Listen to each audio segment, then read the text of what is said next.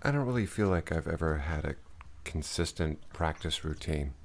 With the various instruments I own, it never really seems like I can keep track of things. But I have noticed a certain mental dance that I go through from beginning to intermediate and advanced, and I wanted to try to translate that to the canvas.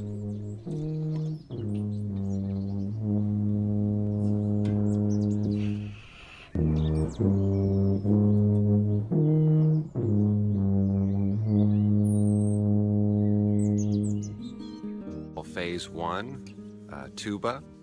I can imagine different forms of expression possible when in the beginner phase.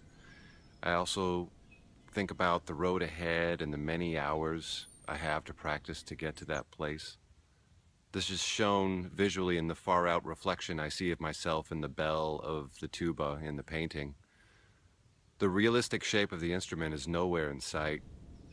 This phase is very fleeting, but an innocent desire to get good and fast is a necessary one to fuel the many hours and days and weeks of practice ahead.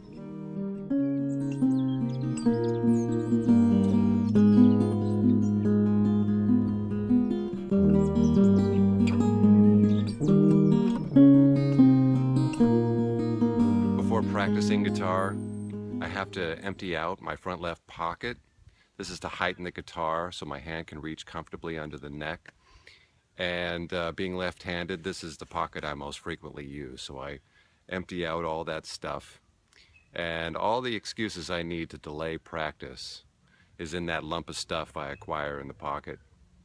There's money and a key. You know, I often think about fear to provide for the family and keep them safe.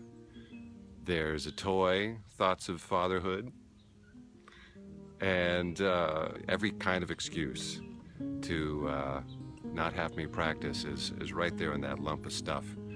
And I thought it was perfect because this is really the nuts and bolts of practicing, is getting your life to be on hold just for a few minutes so that you can get this down. But it also entails incorporating your life into your practice. After all, life doesn't enhance music, music enhances life. So I thought I'd put that down on paint as the middle phase, the biggest phase of all.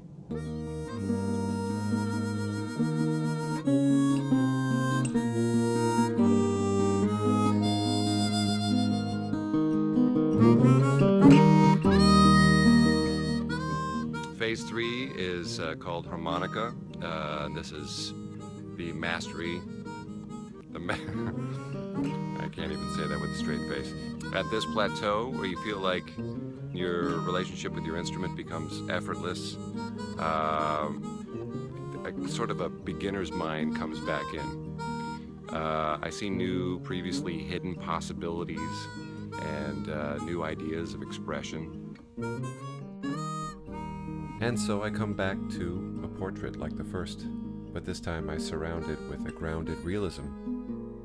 And that's the practice Tryptich.